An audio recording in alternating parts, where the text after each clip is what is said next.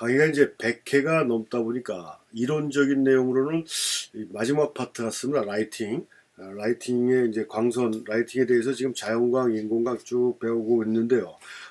오늘 설명해 드릴 내용은 광선의 특성입니다. 광선. 그러니까 자연광이나 인공광이나 어떤 광선들이 있나, 특히 자연광 쪽에 해당된다고 볼 수가 있는데, 이것도 뭐 우리가 앞에서 거의 비슷한 내용으로 다 광선에 대한 설명을 해드렸어요. 뭐 크게 다시 말씀드리면 직사광이 있고 반사광이 있고 산광이 있고 여과광이 있다. 그러니까 직사광이라는 건 뭡니까? 직사광이라는 거.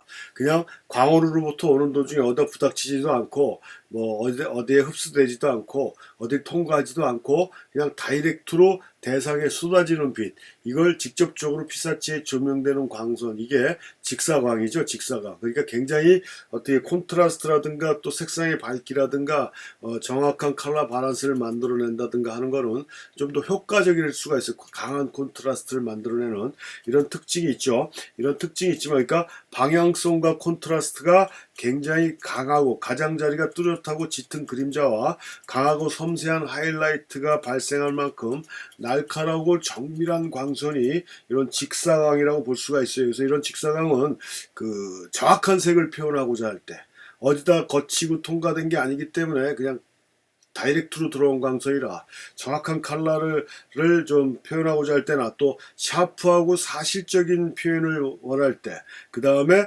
건축물이나 이런 기록사진 등에 촬영할 때 다른 광원보다 이런 직사광이 굉장히 편리하고 효과적이다 라고 얘기할 수 있는 게 이런 직사광선이다 라고 볼 수가 있고요.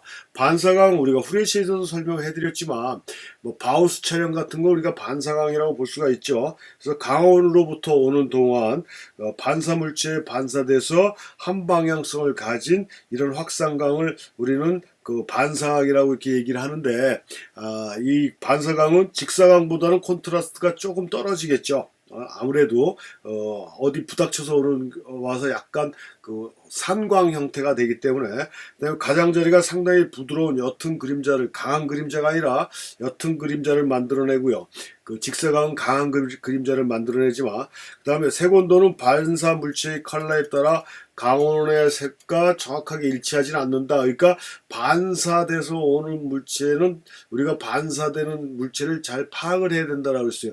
색을 껴안고 나온다라고 얘기했지 않습니까? 우리가 바운스 촬영할 때 제가 분명히 말씀드렸고, 꽃밭에 들어가서 사진 찍으면 색반사 때문에 얼굴이 붉게 나오고 노랗게 나오기 때문에 꽃밭에 들어가서 사진 찍지 않는 게 좋다라고 분명히 말씀드렸습니다. 그래서 그런 반사물체의 색에 따라서 색온도는 틀려질 수도 있다. 그래서 우리가 반사광을 이용할 때는 반사되는 물체의 색을 파악해가면서 사진을 찍어야 된다라는 얘기예요.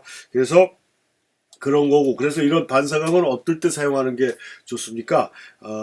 매우 부드러운 섀도우를 약화시켜 피사체의 심한 콘트라스트 차이를 감소시킬 때, 그러니까 직사광선에서 오는 콘트라스트의 강한 면을 좀 더 부드럽게 묘사하고자 할 때, 그 다음에 보조광으로 사용하고자 할 때, 이럴 때 용도에 좋고, 그 다음에 부드럽고 자연스러운 효과를 얻을 수가 있어요. 반사광을 이용하면. 그 다음에 대부분의 복사 촬영과 같이 다이렉트 광이 결점이 발생돼서는 안 되는 경우, 그러니까 복사 촬영할 때 어떻게 했습니까?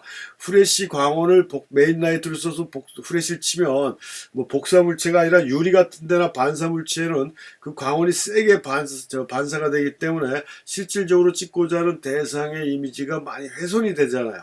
우리가 그 후레쉬 다이렉트 라이트의 후레쉬 사진에서도 보여드렸듯이, 그래서 그런 경우에 문제가 되기 때문에 이런 복사나 이런 거 할 때는, 또 반사가 심한 대상을 찍을 때는 당연히 반사광을 이용해 줘야 된다라는 점, 이럴 때 이제 반사광을 사용해 주시면 좋고, 그 다음에 세 번째가 뭐가 있습니까? 산광이 있죠. 이거는 후레쉬로 얘기하면 뭐예요? 그 디퓨저 박스니까 확산판을 낀다든가, 뭐, 프레시 볼을 쓴다든가, 소프트박스, 우산, 엄블렐라 이런 거 얘기했지 않습니까? 엄블렐라 같은 경우는 반사광이라고 볼 수가 있고요. 앞에다가 소프트박스 끼는 걸 우리는 확산광이라고 얘기할 수가 있는 겁니다. 확산광. 그래서 여기 나와 있듯이 광원으로부터 오는 도중에 확산 물체를 통과하거나 또는 여러 물체에 복합적으로 반사돼서 여러 방향으로 흩어진 산란된 광선이라고 얘기했어요. 이런 광선. 그래서 반사광보다는 콘트라스트가 더 약하죠. 그 다음에 여러 방향으로 나가기 때문에 한 방향성을 갖고 있지는 않습니다. 그리고 섀도우는 거의 발생하지가 않죠. 그런 걸 줄여주기 위해서 우리가 앞에다가 그 소프트박스나 이런 걸 꽂아주기 때문에 하이라이트가 매주 아주 약하게 발생하고 색온도는 반드시 일치하지 않지만 확산 물체에 따라 변할 수가 있어서 이것도 반사광과 마찬가지로 확산 물체의 그 색을 잘 보고해 주셔야 된다는 얘기고요. 자연 상태에서 얘기하면 뭡니까? 구름이 끼서 이렇게 빛내림이라고들 얘기하지 않습니까? 그런 형태의 광선을 우리가 산광이다라고 얘기할 수가 있어요. 산광이다. 확산과 인공광으로 얘기하면 소프트볼이나 소프트박스를 낀 거를 우리가 산광이다라고 얘기할 수가 있다라고 보면 되겠습니다. 그 다음에 마지막으로 여과광이라는 게 있죠. 광원으로부터 오는 도중에 어떤 여과층에 흡수돼서 원색의 일부가 없어진 광선으로 여과층의 재질에 따라 감소하지 않을 수도 또 감소될 수 있다. 아주 짙은 구름이 끼면서 밝은 날 있지 않습니까? 그런 날이 여과광이라고 이렇게 볼 수는 돼요. 먹구름을 제외한 구름. 그래서 구름이 꼈는데 환하게 맑은 날, 이런 날, 전체적으로 어떻게 됩니까?